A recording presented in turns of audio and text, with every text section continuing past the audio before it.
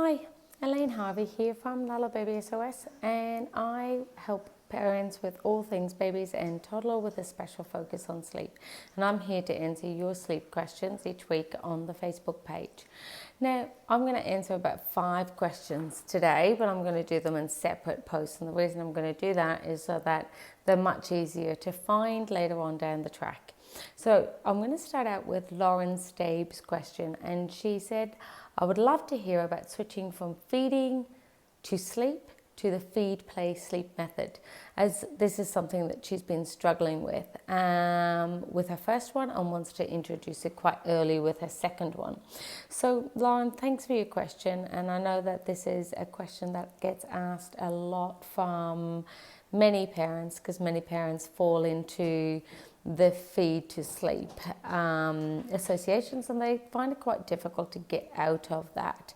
So what I try and do is I try and start with my anchor points in my day. So usually your anchor points in your day are the beginning of the night and the beginning of the morning, beginning of the day and the beginning of the night. So pretty much if you start your day with a milk feed every day, even if your baby's, say for example, walking up at 5 o'clock and then you start your day with a milk feed, I'd say 6:30.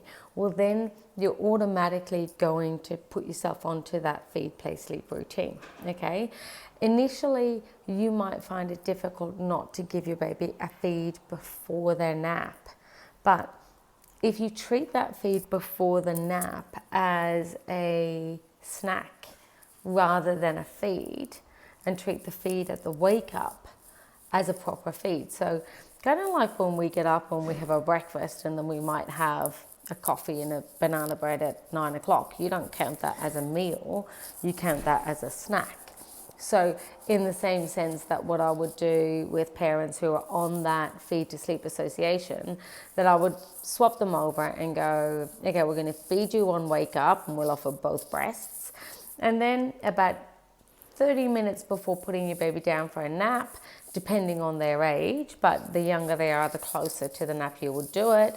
But the older they are, you'd aim to do it about 30 minutes before the nap, that you would just sit down on the sofa and offer them about 5 or 10 minutes just on one breast. So, you just basically offer them that first letdown, and then once they finish that letdown, just take them off and then get on with activities. If you give them at least 5 or 10 minutes then in between that snack boob and putting them down for their bedtime, you should be able to break that feed to sleep association while being confident that you're not putting your baby down to sleep hungry. Because I think that's always the big worry for parents, is that they're afraid that if I don't feed them before going to sleep, then are they going to wake up at the 40-minute mark and be hungry? And that's, that doesn't have to be the case. If you feed them before going to sleep, just not fed to sleep, then you don't have to worry about that. So basically what I do is I go feed, they can have a snack feed within a half an hour of their nap time, and then they go down to sleep.